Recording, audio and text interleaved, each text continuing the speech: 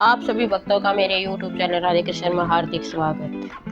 भगवत गीता अध्याय पहला हिंदी में। श्री कृष्ण जी अर्जुन से कहते हैं, धृतराष्ट्र ने कहा, हे संजय, धर्म भूमि और कर्म भूमि में युद्ध की इच्छा से एकत्र हुए मेरे पुत्रों और पांडवों के पुत्रों ने क्या किया।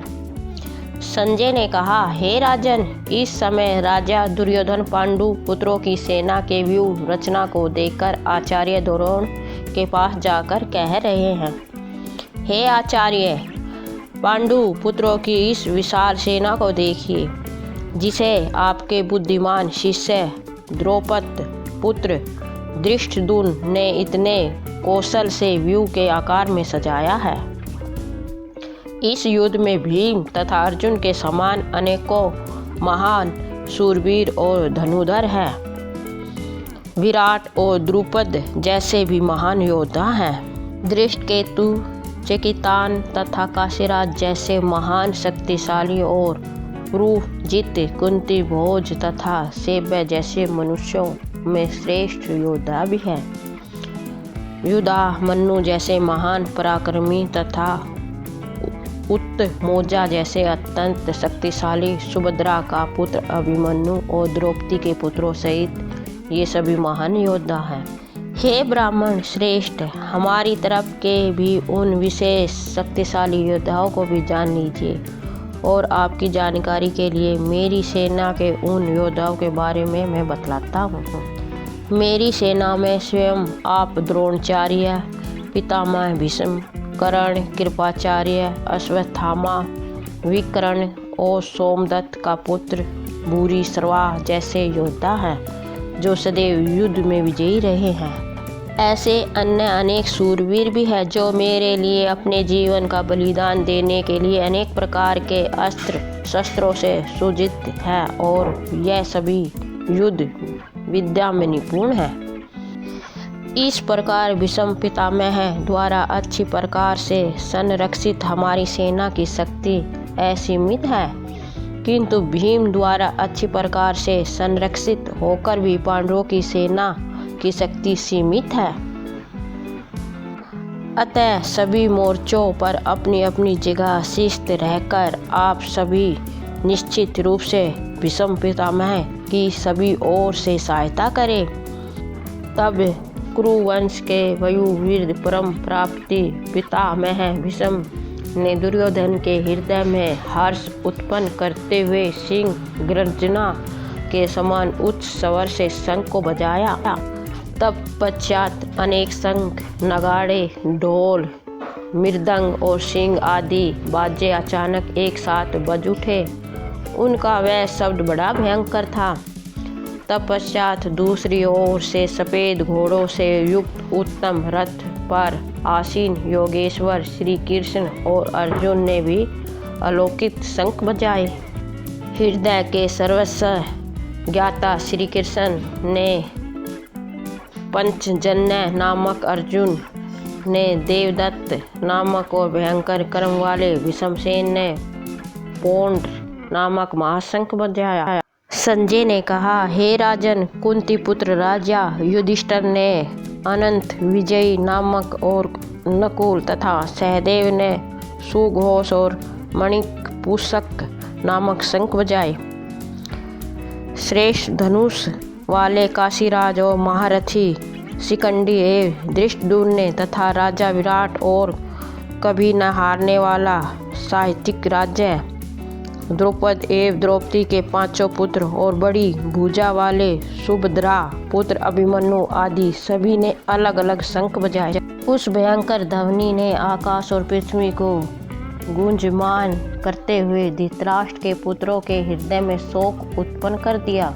अर्जुन उवाच, हे राजन, इसके बाद हनुमान से अंकित पताका लगे रथ पर आसीन पांडु पुत्र अर्जुन ने धनुष उठाकर तीर चलाने की तैयारी के समय धृतराष्ट्र के पुत्रों को देखकर हृदय के सर्वस्व ज्ञाता श्री कृष्ण से प्रार्थना करते हुए कहा कि हे कृष्ण, कृपा करके मेरे रथ को दोनों सेनाओं के बीच में खड़ा करें, जिससे मैं युद्ध भूमि में उपस्थित युद्ध की इच्छा रखने वालों को देख सकूं।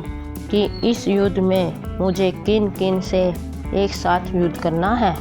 मैं उनको भी देख सकूं जो ये राजा लोग यहाँ पर धृतराष्ट्र की दुर्बुद्धि पुत्र दुर्योधन के हित की इच्छा से युद्ध करने के लिए एकत्रित हुए हैं। संजय ने कहा, हे भरतवंशी, अर्जुन द्वारा इस प्रकार कहे जाने पर हृदय के पूर्ण ज्ञाता श्री कृष्ण ने दोनों सेनाओं के बीच में उस उत्तम रथ को खड़ा कर दिया। इस प्रकार भीष्म पितामह, आचार्य द्रोण तथा संसार के सभी राजाओं के सामने कहा कि हे पार्थ, युद्ध के लिए एकत्रित हुए इन सभी कुरु वंश के सदस्यों को देख लो। वहाँ पृथा पुत्र अर्जुन ने अपने ताऊओं, चाचाओं को, दादा परदादाओं को, गुरुओं को, मामाओं को और भाइयों को, पुत्रों और पोत्रों को और मित्रों को देखा। कुंती पुत्र अर्जुन ने ससुरों को और शुभचिंतकों को सहित दोनों तरफ की सेनाओं में अपने अपने सभी संबंधियों को देखा। अर्जुन ने श्री कृष्ण से पूछा। तब करुणा के अभिभूत होकर शोक करते हुए अर्जुन ने कहा, हे कृष्ण, युद्ध की इच्छा वाले इन सभी मित्रों तथा संबंधियों को उपस्थित देखकर मेरे शरीर के सभी अंग कांप रहे हैं और मुख सूखा जा रहा है। मेरे शरीर के कंपन रोमांच उत्पन्न हो रहा है। मेरे हाथ से गांडीव धनुष छूट रहा है और त्वचा भी जल रही है। मेरा मन भ्रमित सा हो रहा है, इसलिए मैं खड़ा भी नहीं हो पा रहा। अर्जुन ने कृष्ण से कहा, हे केशव, मुझे तो केवल अशुभ लक्षण ही दिखाई दे रहे हैं। युद्ध में सब जनों को मारने में मुझे कोई कल्याण दिखाई नहीं देता।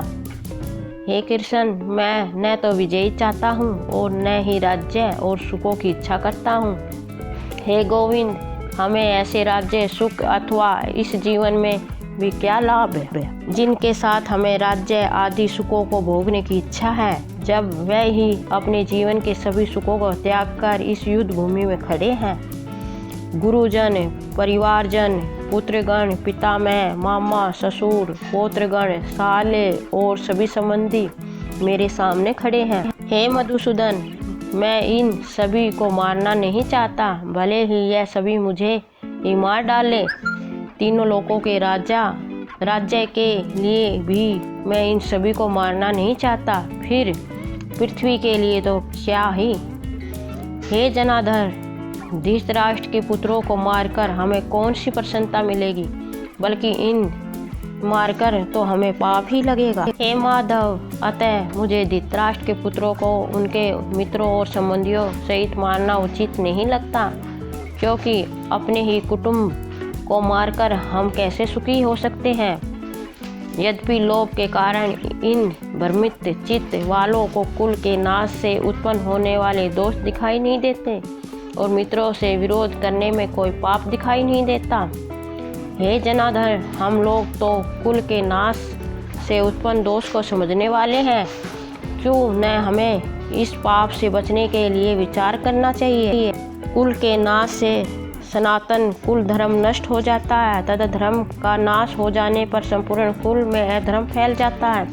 हे कृष्ण, अधर्म अधिक बढ़ जाने से कुल की स्त्रियां दूषित हो जाती हैं। स्त्रियों के दूषित हो जाने पर अवंचित संतानें उत्पन्न होती हैं।